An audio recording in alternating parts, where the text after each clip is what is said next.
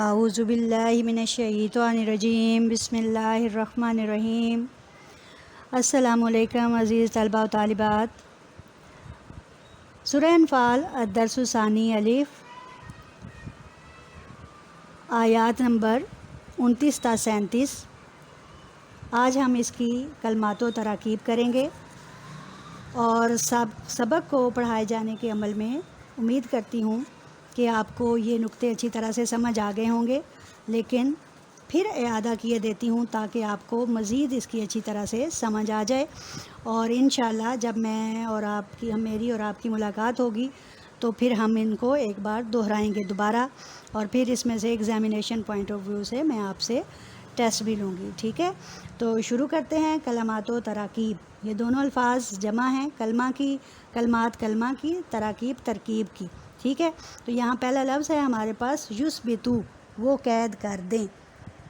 یہ لفظ جو ہے یہ دوسری آیت سے لیا گیا ہے، جس میں کہا گیا ہے کہ وہ آپ صلی اللہ علیہ وآلہ وسلم کے خلاف چال چل رہے تھے کہ خدا نخواستہ اگر آپ صلی اللہ علیہ وآلہ وسلم خدا نخواستہ کہ وہ آپ صلی اللہ علیہ وسلم کو نقصان پہنچائیں، وہ آپ صلی اللہ علیہ وسلم کے خلاف چالیں چل رہے تھے، اور وہ چال کیا تھی؟ ایک ان میں سے چال یہ تھی کہ انہیں قید کر دیا جائے۔ یہ چال جو ہے، یہ سازش جو ہے، یہ مشورہ جو ہے وہ ابو البختری نے دیا تھا، ٹھیک ہے؟ جس کو ناپسند کیا گیا۔ بعد میں ہشام بن عمر نے ایک مشورہ دیا، اور وہ یہ تھا کہ آپ صلی اللہ علیہ وآلہ وسلم کو جلا وطن کر دیا جائے۔ اور پھر تیسرا مشورہ جو تھا وہ ابو جہل نے دیا تھا، اور ابو جہل نے کہا تھا کہ آپ صلی اللہ علیہ وآلہ وسلم کو نعوذ باللہ قتل کر دیا جائے۔ یہ اسی آیت کے حصے میں سے ایک ہے، یثبتو، وہ قید کر دیں۔ لیکن ایسا کرنا نبی کریم صلی اللہ علیہ وآلہ وسلم کے لیے اللہ کو پسند نہیں تھا۔ اساطیر الاولین، اولین کہتے ہیں پہلوں کو، اور اساطیرو کا مطلب ہے پہلے قصے، کہانیاں یا واقعات۔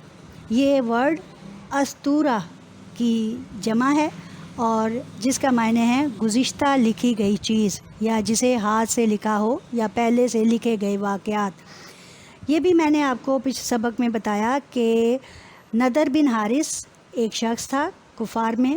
یہ اکثر تجارت کے سلسلے میں فارس اور عراق میں جایا کرتا تھا، اور وہاں بعض اوقات اسے یہودیوں اور نصارہ سے بھی ملاقات ہوتی، غیر اجمیوں سے بھی ملاقات ہوتی، اور اس دوران وہ ان کے مختلف طریقے دیکھتا، اور ان طریقوں کو دیکھ کر جب وہ آپ صلی اللہ علیہ وآلہ وسلم کی زبانی سنتا ان میں سے کچھ قصوں کو یا واقعات کو، تو وہ کہتا یہ تو میں بھی جانتا ہوں، یہ تو پہلے لوگوں کی کہانیاں ہیں۔ چنانچہ یہاں اساطیر الاولین سے مراد وہی قصے کہانیاں ہیں، لیکن قرآن جو قصے اور کہانیاں بیان کرتا ہے وہ باعث عبرت اور باعث نصیحت ہیں، تاکہ لوگ جو ہیں ان سے سبق سیکھ کر اپنی زندگی کو سنوار سکیں۔ تو اساطیر الاولین سے کیا مراد ہے؟ پہلے لوگوں کی کہانیاں۔ مکاً، سیٹیاں، یہاں میں نے آپ کو بتایا تھا مکاً یہ ورڈ جو ہے اس کی اصل ہے مکا، اور یہ سفید پرندہ تھا مکہ میں جو کہ جس کی آواز سیٹی جیسی تھی، اور اسی لیے کفار کی نمازوں کو کیا کہا گیا ہے کہ وہ صرف اور صرف یا تو سیٹیاں بجاتے تھے، یا اگلا ورڈ ہے تصدیاتن، یا تالیاں بجاتے تھے، یا یہ سیٹیاں بجانے کا کام کرتے تھے اپنی عبادتوں میں، یا پھر تالیاں بجانے کا۔ اور کون سی عبادت ہے جو سیٹیاں اور تالیاں بجا کر کی جاتی ہیں؟ بہترین عبادت اللہ تعالیٰ نے آپ صلی اللہ علیہ وآلہ وسلم کے ذریعے مسلمانوں کو دی ہے، اور وہ ہے نماز۔ نماز بہترین عبادت ہے جو مکمل خاموشی، محبت اور توجہ سے سنی جاتی ہے اور کی جاتی ہے، اور اس کے ایک ایک عمل میں اللہ اور مسلمان کی ملاقات ہوتی ہے۔ فَيَرْكُمَاهُ، وہ جمع کرے اسے، ہو ضمیر ہے، فا پس یرکماہو، اسے جمع کرے۔ اس کا مطلب ہے کسی چیز کو ایک دوسرے کے ساتھ جمع کرنا۔ ایک ورڈ استعمال ہوتا ہے صحابہ مرکوم، یعنی کہ بار بار طے در طے آنے والے بادل۔ تو یہاں موجود ہے کافروں کے لیے اللہ تعالیٰ نے یہ جمع کیا، یہ لفظ استعمال کیا ہے کہ کافر جو کہ انکار کرتے رہے ہیں اللہ تعالیٰ ان میں سے نجس کو، ناپاک کو، یقیناً وہ نجس اور ناپاک ہیں، ان کو ایک دوسرے کے اوپر رکھ کر جوڑ کر ایک ڈھیر بنا دے گا، اور پھر اس ڈھیر کو جہنم کی طرف دھکیل دے گا۔ سمجھ آ گئی آپ کو؟ جی شاباش. اب چلتے ہیں التمارین. سوال نمبر 1 ہے ہمارے پاس. اس سبق میں تقویٰ کے کیا انعامات بیان ہوئے ہیں؟ یہ بھی میں آپ کو مختصراً نہیں بتاؤں گی. اس میں سوال نمبر 1 میں اللہ تعالیٰ نے متقی لوگوں کو 3 انعامات کا ذکر فرمایا ہے. نمبر 1 کیا ہے کہ اللہ تعالیٰ یجعل لکم فرقاناً، انہیں لوگوں سے الگ کر دے گا، ان میں امر فارق کر دے گا، انہیں حق اور باطل میں فرق کرنے والا بنا دے گا. نمبر 2 کیا ہے؟ وہ یکفر عنکم سیئاتکم، اور ان سے ان کے گناہوں کو مٹا دے گا. اور تیسرا کیا ہے؟ وہ یغفر لکم، اور انہیں بخش دے گا. یہ 3 انعامات ہیں جو اللہ تعالیٰ نے خاص طور پر متقی لوگوں پر فرمائے ہیں. ٹھیک ہے. اگلا سوال ہے وَإِذْ يَمْكُرُ بِكَ الَّذِينَ كَفَرُوا، بے شک وہ لوگ جنہوں نے، اور جب وہ چال چل رہے تھے، الذی کفروا، جنہوں نے کفر کیا. اب یہ وہ چال یا وہ واقعہ کیا ہے کہ جو کافر کر رہے تھے، اور کون کر رہے تھے؟ یعنی کافر کر رہے تھے اور کس کے خلاف کر رہے تھے؟ آپ صلی اللہ علیہ وسلم کے خلاف. اور وہ کیا تھی کہ یا تو آپ صلی اللہ علیہ وسلم کو قید کر لیا جائے، یا آپ صلی اللہ علیہ وسلم کو جلا وطن کر دیا جائے، یا آپ صلی اللہ علیہ وسلم کو نعوذ باللہ شہید کر دیا جائے. اور ایسا اللہ تعالیٰ نہیں کرواتا، ایسا اللہ تعالیٰ کو پسند نہیں. ٹھیک ہے. اس میں اسی واقعے کی طرف اشارہ ہے کہ جب کفار نے یہ چال چلی تو اللہ تعالیٰ نے آپ صلی اللہ علیہ وسلم کو حضرت جبرائیل کے ذریعے اس سے آگاہ فرما دیا، اور آپ صلی اللہ علیہ وسلم کو ہجرت کی اجازت دے دی. سوال نمبر 3 ہے کفار کے مطالبے کے باوجود اللہ تعالیٰ نے ان پر عذاب کیوں نازل نہ کیا؟ ان پر عذاب نازل نہ کرنے کی اللہ تعالیٰ نے 2 مین وجوہات بتائی تھیں، جو یہ ہیں. نمبر 1 وَمَا كَانَ اللَّهُ لِيُعَذِّبَهُمْ وَأَنْتَ فِيهِمْ، یعنی کہ اللہ تعالیٰ ان پر عذاب نازل نہیں کرے گا جب کہ آپ ان کے اندر موجود ہیں.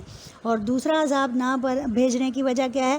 وَمَا كَانَ اللَّهُ مُعَذِّبَهُمْ وَهُمْ يَسْتَغْفِرُونَ، جب کہ ان میں استغفار کرنے والے لوگ موجود ہیں. یعنی 2 وجوہات ہیں جن کی بجا پر اگر کافروں نے پتھر برسانے کا، آسمان سے پتھر برسانے کا مطالبہ کیا ہے، تو اللہ تعالیٰ ان کے اس مطالبے کو پورا نہیں کرتا، کیونکہ جب تک اللہ اور اس کے رسول، اور اللہ اس میں موجود ہیں، اللہ کے رسول صلی اللہ علیہ وسلم وہاں موجود ہیں، اور صحابہ کرام موجود ہیں، اور اللہ کے نام لینے والے وہ لوگ بھی موجود ہیں جو اللہ سے ڈرتے ہیں اور وہ استغفار کر رہے ہیں، تو اللہ تعالیٰ کو ابھی ان کے اندر پتہ ہے کہ ابھی ان میں نیکی کو قبول کرنے کی گنجائش موجود ہے، اس لیے اللہ تعالیٰ ان پر عذاب نازل نہیں فرمائے گا. یہ 2 وجوہات ہیں.